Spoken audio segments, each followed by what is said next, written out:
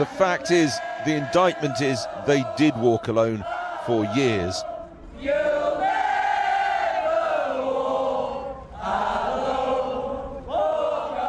Relief, smiles, laughter and tears, of course.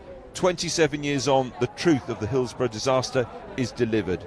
The jury at the biggest courtroom hearing this country's ever seen walks with them now. Honest to God, you think you won the loss? We were crying, we were shouting, we were shaking, we just couldn't explain it, to be honest. Yet again, it's took the people of Liverpool to fight a cause that was so unjust, so unfair, and we've done it and we've won it. And to me, I'm proud of every one of them. Every one of them. Margaret, how does today change? The 6 women, 3 men jury ruled that comprehensively South Yorkshire Police's actions caused and contributed to the disaster that sunny April day, April the 15th, 1989. That the police failed to establish safety cordons as fans poured up Leppings Lane towards the stadium. That the police failed to respond to the build-up at the turnstiles. That Sheffield Wednesday should have called for the kick-off to be delayed and didn't do so. At 2:52, this man, Chief Superintendent David Duckenfield, the match commander on the day, ordered the exit gate C to be opened.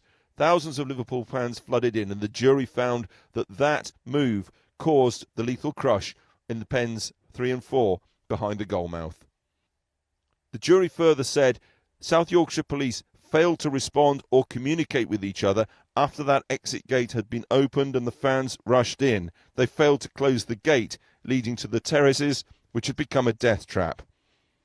They said the police simply lost command and control of the situation. In short, the jury ruled the 96 died and were killed unlawfully. The jury were directed by the coroner that they could only make that critical finding of unlawful killing if they were sure that David Duckenfield had a duty of care to the 96 on the day and was in breach of that duty of care, that they were sure that being in breach caused their deaths and that that was gross negligence. By a majority, the jury decided that that is the central truth of Hillsborough. That is the same David Duckenfield who admitted at the inquest he had lied even as the disaster was unfolding, telling Graham Kelly of the FA that Liverpool fans had forced open the gate when in fact he had ordered it be opened. And that is the central smear that lasted for years after Hillsborough. No wonder those who played such a central part in overturning that smear, the families and the survivors, were engulfed in the media today. We've known all along what had happened. We've said these many years. I think if anyone's a winner today, it's society at large, in that no matter who you are, how big you are, or where you are in the state organisation, that, you know, the public will come after you if you do anything wrong. I've never been so happy to see so many women in tears, he said.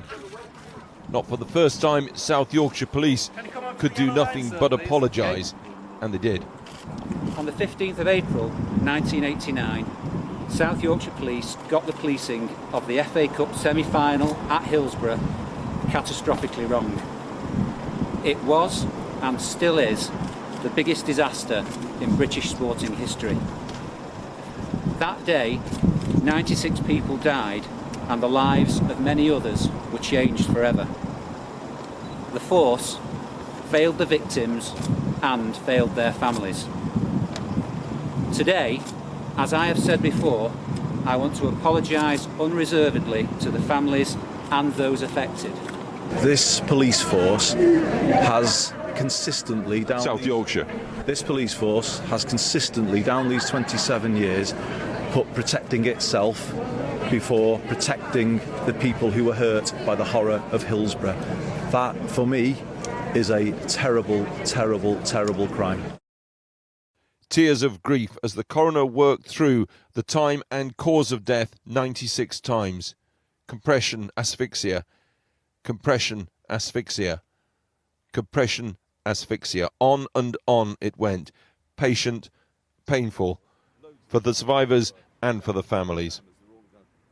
Survivors like Tim Knowles swept down through the tunnel onto the terracing even as the players came out onto the pitch that day and swept into unconsciousness.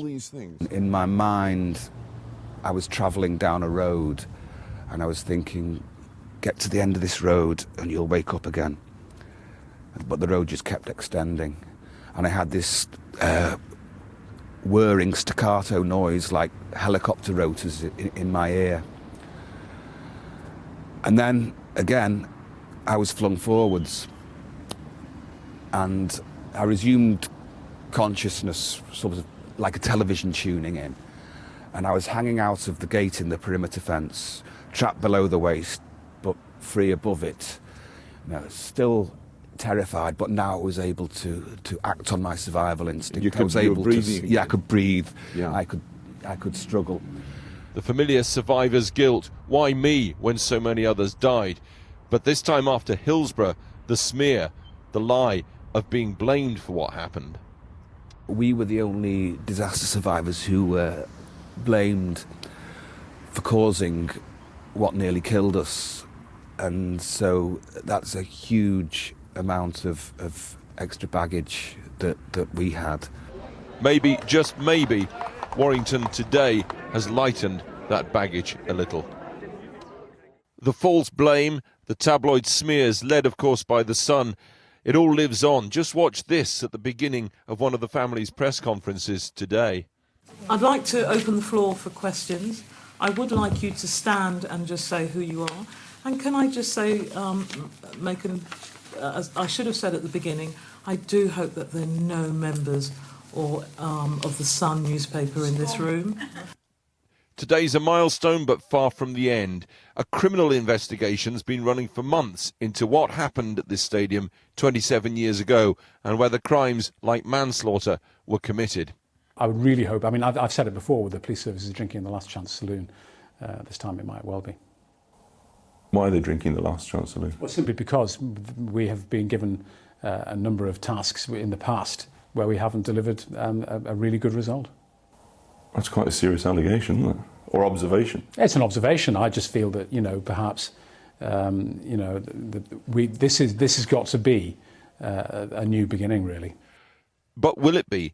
In parallel, the Police Complaints Commission is probing allegations that South Yorkshire Police covered up the whole disaster, blaming the fans, not themselves. But after all this time, its boss accepts nobody may end up in the dock. It could well be, could it not, that in fact nobody ends up facing justice for what happened that day on April the 15th because they're either too ill, too far gone into old age, or dead. That's extraordinary, isn't it? The justice is different things to different people, and I have spent a lot of time talking with the families, talking to people affected by Hillsborough about what justice means. If you're saying it's possible that nobody will be prosecuted, yes, that's possible. But actually calling people to account, trying to tell the truth, as much truth as we can find, revealing and exposing that, I actually think that is part of justice, and I think that that's worth doing. Another year for us all to wait. £80 million so far on these investigations. Bloody Sunday, the Mull of Kintyre, Birmingham 6, the Guildford 4, Deep Cut, and now Hillsborough, of course. Isn't it time the rule of law in Britain mattered when it should, instead of a generation late?